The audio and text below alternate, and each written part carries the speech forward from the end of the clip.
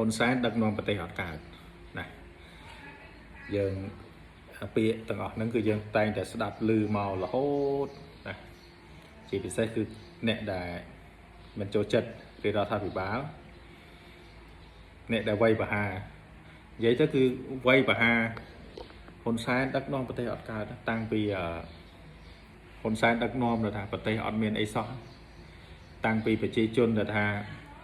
រោតែម៉ូតូកាចាស់ជិះមួយគ្មានណាឥឡូវគេជិះដល់570គេជិះដល់600គេជិះដល់700តាំងពី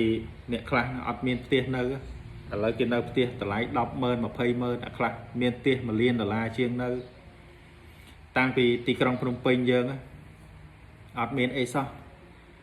ឥឡូវអាគារស្កឹមស្កៃឡានស្ទះចរាចរណ៍ពាសពេញផ្លូវថ្នល់តាំងពីផ្លូវដូចផ្លូវអាទះរហូតមកផ្លូវកស៊ូរហូតមកផ្លូវបេតុងស្អាពួកនេះដែលថាធ្លាប់និយាយហ្នឹងវាដែរបានមកអាប់ដេតអត់ណាអញសួរព្រោះអញតាមត្រង់ណានេះនិយាយមិនមែនកាន់ជើងខាងណាទេប៉ុន្តែអានេះក្នុងនាមជាប្រជាជនខ្មែរម្នាក់ដែលថាយើងនៅក្នុងប្រទេសខ្មែរយើងឃើញពី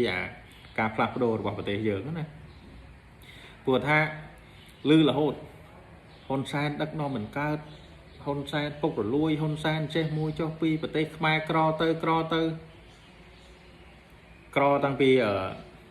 អ្នកខ្លះជិះតកង់កាចាស់អ្នកខ្លះរោតម៉ូតូកាចាស់ជិះអត់បានគេជិះដល់ឡានទំនើបឥឡូវកន្លែងហ្នឹងឥឡូវយើងគិតទៅមិនណា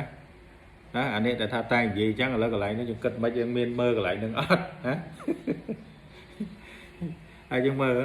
តាំងពីប្រជាជនខ្មែរហ្នឹងអត់មានការងារឥឡូវរហូត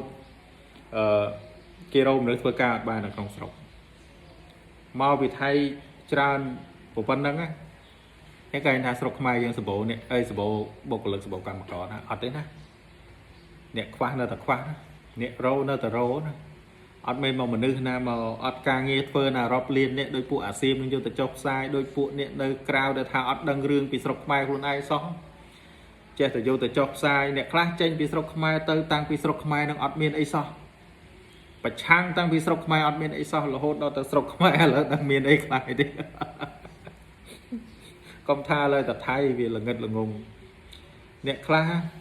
រត់ចោលស្រុកតាំងពី20-30ឆ្នាំមុនណា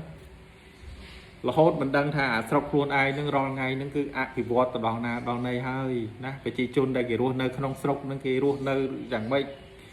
ណាគេប្រកបមុខរបរយ៉ាងម៉េចអីយ៉ាងម៉េចឯងនឹងក៏ទៅជ្រោកកោនទៅនេះទៅនោះណាអញ្ចឹងបើមានពេលវេលាអីមកអាប់ដេតប្រទេសខ្លួនឯងខ្លះបើអត់អាប់ដេតទេអត់ដឹងទេណាគាត់ថាបើនិយាយតាំងពី30ឆ្នាំមុនថាហ៊ុនសែនដឹកនាំអត់កើតហ្នឹងយករូបភាពពី30ឆ្នាំមុនយកមកប្រៀបធៀបនឹងឥឡូវហើយចាំនិយាយទៀតថាហ៊ុនសែនដឹកនាំកើតមិនកើតណាផ្សាយផងបាទ